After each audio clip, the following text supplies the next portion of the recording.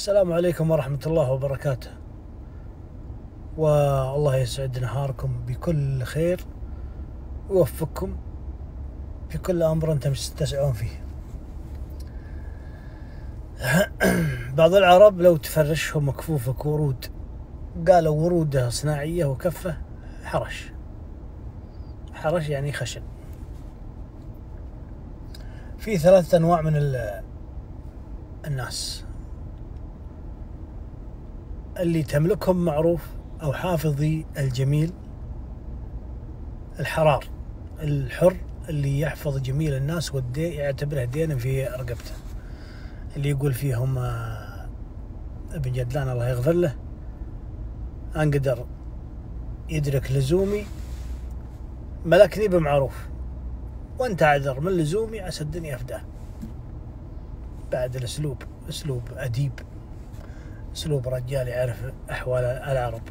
انقدر يدرك لزومي ملكني بمعروف، وانت اعذر من لزومي عسى الدنيا فداه. ما هو بيسبه مبادئ الرجال اللي يعرفون وقد مرت عليهم الدنيا. يقول عكاش بن غزاي بيت جميل في الموضوع هذا: يا صاحبي في وقفتك كيف أجازيك وأنا أدري أنك ما تدور عوضها، ما يجعل الأحرار مثل المماليك إلا معارف الرجال ببعضها. النوع الثاني نوع لا يجزر بالمعروف ولا يجحد المعروف، يعني كان الشيء اللي مسواه أنه حق من حقوقه، يعني ما عنده اعتراف بحق الناس. شيء صار له خلاص صار لي وأنا أستاهله، ولا يفكر باللي سواه. يعني هذا مثل اللي يقوله مثل المطر على السحال المجفة، يعني ما يثمر فيه. هذا اللي يقول ما يثمر فيه، بس انه ما يجحده.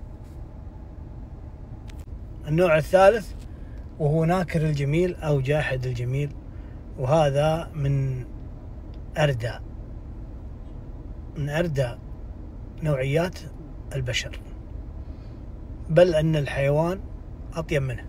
الحيوان يحافظ لك جميلك، لا أعطيته شيء ولا رفت به ولا سويت له حاجة بسيطة وصار معك يحافظ الحاجة اللي تسويها من يوم تجي وحتى ناطحك ولا جايك، سواء له مصلحة في شيء، في عيشة، في مروفة، المهم أن يعرفك. يحافظ الجميل، حتى الحيوان يحافظ الجميل. وفي نوعية من البشر لا يحفظ الجميل.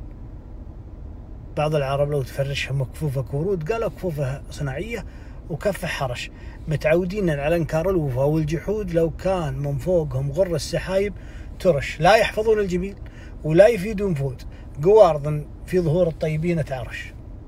او كما قال حمد بن هادي المسردي، الله اعلم انها حمد بن هادي الله يبيح منه، اللي يقول اشهد ما يفعل الطيب فاللي ما يطيب، او اشهد ما يفعل الجود فاللي ما يجود، مثل من حجج على غاربه ذبح ابوه.